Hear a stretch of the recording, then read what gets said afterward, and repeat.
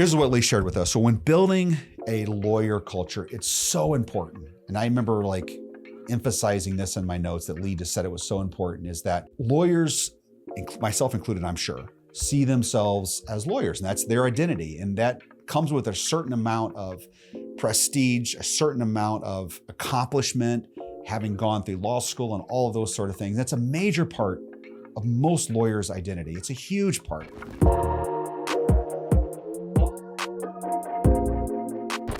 Well, hello and welcome to the J. Sterling Who Show, where we share how we have built our family law firm from 0 to 25 attorneys and $15 million in revenue, all in the past 10 years. And my purpose here is to document what's working and what's not working, with hopes that you can take that and you can recontextualize it and shorten your success curve. My name is Jeff Hughes and I'm your host. And today's show, this is part 2 of 3 of 10K lessons with Lee. Lessons that I paid $10,000 to learn from Lee Rosen. Many of us have heard of Lee Rosen. He's been around serving lawyers for a long time, doing just a great job. I'm still one of his paying customers today, being a part of his program. I would encourage anyone that's in a firm, starting a firm, growing a firm, to get involved with what Lee's out there, what he's offering through the Rosen Institute is really good. I'm not getting paid to say that. Lee doesn't even know I'm saying that. I'm just sharing that with you, so you got it. So let me give you some context here. 2015, our firm was floundering. We didn't like where we were. We hated it, and we knew we needed to change. We had grown fast in the first year and a half. We went from 0 to 8 lawyers in the first year and a half, but we sucked, quite honestly. And so we wanted to find a way out of that, a way to improve our lives and our careers. And so we came upon Lee, met with him. I paid 10 grand to meet with him for a day. That was hard money to spend. That was a hard check to stroke. Didn't want to do it, but turned out to be one of the greatest moves that I've made professionally. And I would certainly do it again. And so I went down to meet with him with my partner, Tony, and we asked him questions for a solid 8 hours. I took copious notes, and I've kept those notes and I've reflected back on them to figure out, what did Lee tell us 8.5 years ago that today is like super true, that has really impacted our firm over the years. So I'm going to share those with you. I did 3 of them last week. I'm going to do 3 this week and 3 next week. And today I want to talk about compensating lawyers, building a lawyer culture, and using a PEO, a professional employment or employer organization. All right, with respect to compensating lawyers, this is a really tough topic that you can write books about. I certainly could do podcasts for the next year on this topic with what we've experienced, good and bad, going through compensating lawyers and how to do that well, how to align incentives. It seems like it's a whack-a-mole issue. You do one thing and changes something else, and you got to fix that. So it's tough to really craft a compensation package that works well. There's basically the best of bad plans. There's really where you can get. So just get the closest you can to good, knowing that you'll never actually get there. That's just how this thing seems to work. But with Lee, we had a lot of questions around compensating lawyers, and he had been through several iterations of compensation programs at his firm. And I'm going to share with you what he told us that has withstood the test of time, it has withstood the fire, the refiner's fire, so to speak. So it's this. At that time, this was 8.5 years ago, he's not running his firm anymore, but he paid his, what he called producers, those who did the work, 20% of the collected fee. And then, now they were 100% fixed fee, meaning all their cases were fixed fee. And if I recall correctly, they only did divorce. So they didn't do any post-judgment cases, no paternity cases, only divorce cases.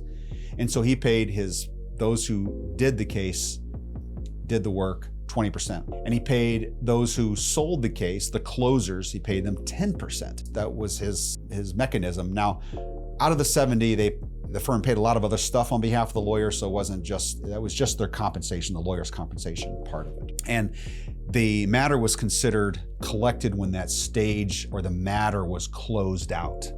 Meaning once the case was over, that's when the lawyer had earned the money and was credited with that particular collection. Now, in his firm and in our firm as well, fixed fee was paid in advance, meaning so the firm collected the money up front, paid it out to the lawyer, their 30% of it if they did both sides of that toward the end or when the case was closed. So back then, the producers in his firm, the way he described it, made about 100 grand a year, meaning they had to bring in about $500,000 to do that. Some made 200, meaning they brought in around $1 million to do that. So what we have found is that is spot on accurate. In fact, our firm today does much, probably inflation, and it's been incredibly different from today than it was 8.5 years ago. It's much different. But our producers make a lot more than that today, certainly more than 200,000 in many cases. So, but that was close to the compensation plan that we went with. I think ours topped out about 35% plus something else on top of that for any referrals that came in. But the point that Lee was making was that pay your closers. It is so difficult to find a lawyer who can do well in communicating value in a consult room in order to close a client, to sell a client, to communicate services so the client feels confident enough to trust the firm or trust that lawyer to hire them. And you can't tell, and this I found to be true, despite my best efforts to prove Lee wrong, I found was absolutely true, is you can't tell a closer in an interview. You can't tell who's a good closer and who's not. You just can't. You can put them through testing. You can do all these personality assessment tests, but at the end of the day, you just can't tell. And I believe you can't tell. I've learned that over and over again. I believe you can at least eliminate some who you know won't be, leaving some left over who might be. That's the best that I could do. So I can meet with some people and realize, ooh, you're tough to communicate with. I can see how that would be really tough for you to work well in a consult room. So I would exclude you from those consults, but I'm gonna let other people give it a shot and see who's best of that group. Lee said that it takes about 20 to 30 consults before you can really tell who can close and who can't. I think that's true. I haven't really been able to validate that. I kind of think it's more than that, honestly. I think that it takes a lot more time. And I also found a real curious thing about consults in the closing room.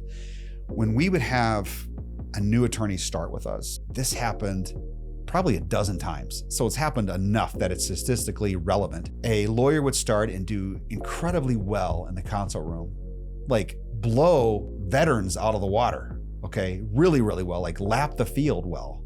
And then they would start to tail off after 6, 9, 10, 12 months or so. They would start to tail off, meaning their closing rates would go down. And sometimes they would go in the basement. They would be worse than down. They would be terrible. And you'd wonder if they even had a conversation with the client. It was so bad. And after seeing this happen over and over and over and over again, I realized that when a lawyer would start with us, they didn't know much. They didn't know much at all. And so they would generally just not say much, and they would just listen. And then as they learned and got more confidence, and they wanted to then share how smart they were and how well they could help the client and all those really generally admirable things, the client would then just kind of back up and then get confused and not make a decision, because maybe they felt confused, or maybe that attorney just quit listening, wasn't listening to them, and so they didn't feel listened to and heard, so they would go somewhere else. You can call that the sophomore slump if you want, but I saw that happen over and over again. So for what that's worth, apply that to your practice and maybe something that you see happening in yours. So Lee was having a very difficult time finding attorneys who can sell. Our firm to this day constantly has a difficult time finding attorneys who are good at sales. It's just something that the training's not there. In a lot of cases, the desire's not, maybe the skill set is not there.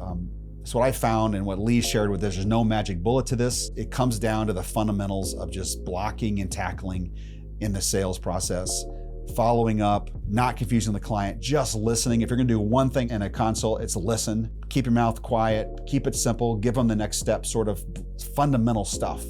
This isn't bank shot territory. This isn't you gotta have this suave personality that's just dripping persuasion and influence, and that's the type of person that takes a sell. No, it doesn't work that way. What we have found that it's just the simple blocking and tackling, no magic bullet type stuff, and just listening.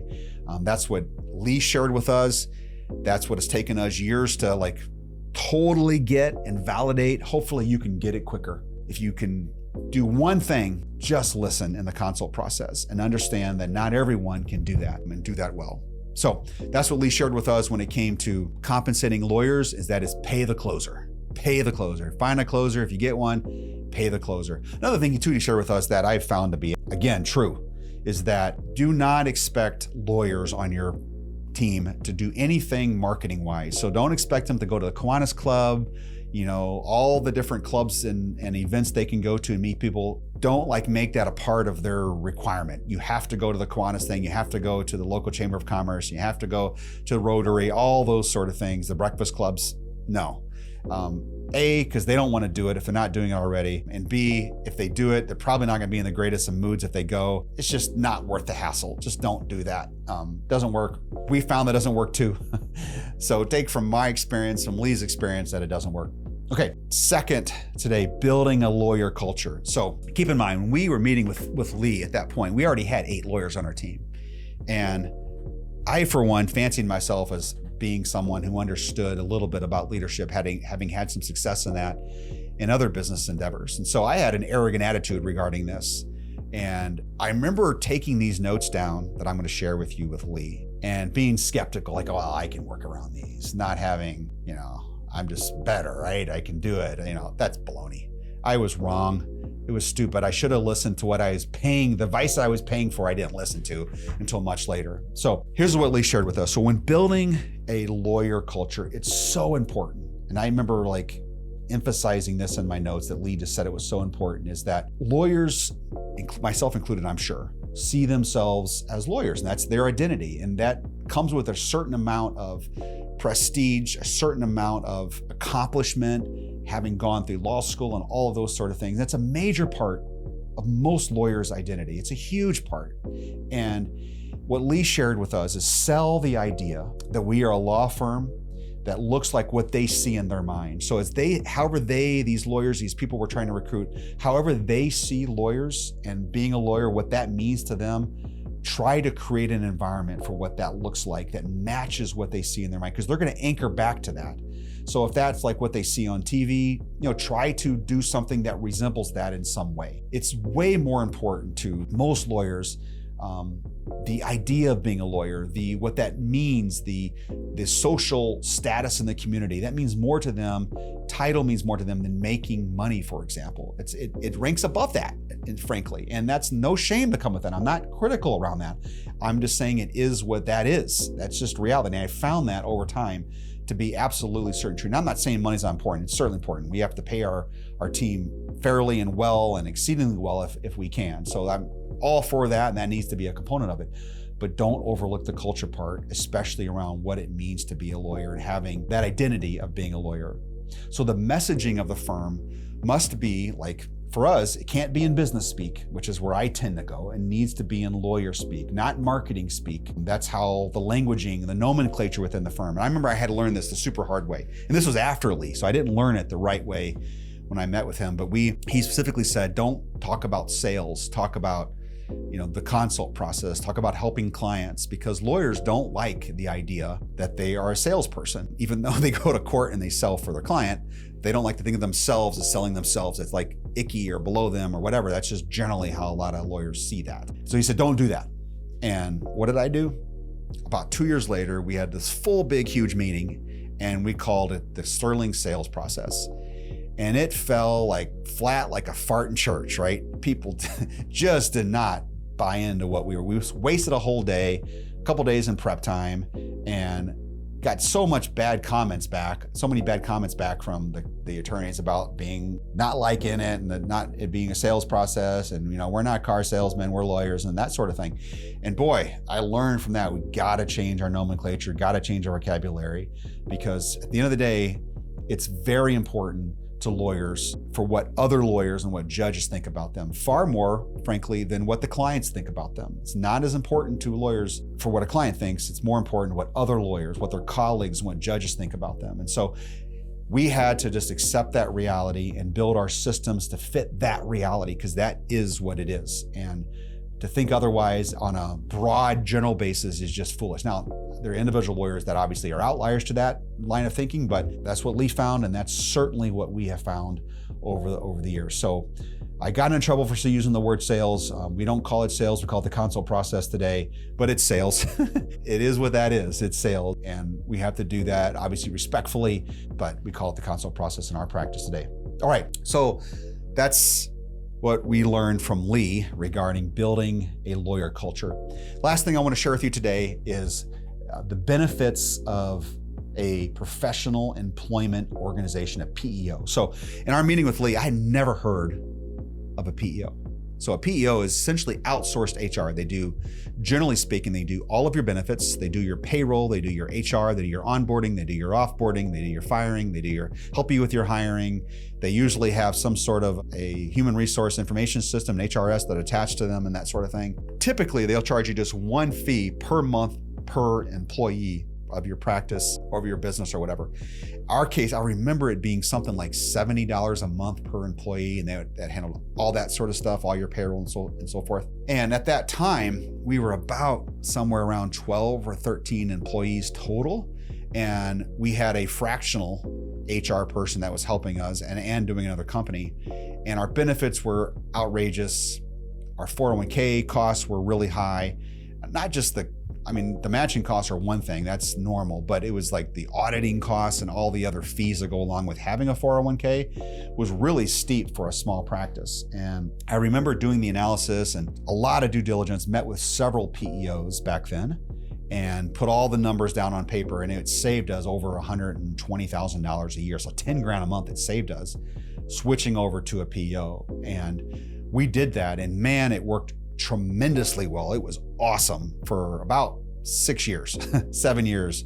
It started to break down because our firm grew so much that it got to a point where it wasn't as cost effective anymore to go with a PEO versus bringing a lot of these functions in-house and outsourcing little pieces of them, especially around the benefits side of things. And so we did the PEO thing for about 7 or 8 years, 7 years, I think it was, after we met with Lee. And then we went and brought HR in-house, and it's been tremendous since we've done that, because now we've grown past that. So I found that the break point for us was about 50 to 60 teammates. Once we got to that point, it made more sense for us to bring that in-house than it did for us. But for the vast, vast majority of law firms, man, go with a PEO. It is a great time saver. It's a great money saver. It worked great for us. We had just really good experience with it up until we started to outgrow it for us in our case. So we went over to it right away after Lee told us the benefits of it. So anyway, that's the 3 things that I want to share with you today that I learned from Lee that saved our firm a lot of time and heartache. Hopefully it does for you too as well. So come back next week for part 3. I'm going to finish up with the last 3 things the lessons I learned from Lee, and want to share them with you, and hopefully it'll help you too.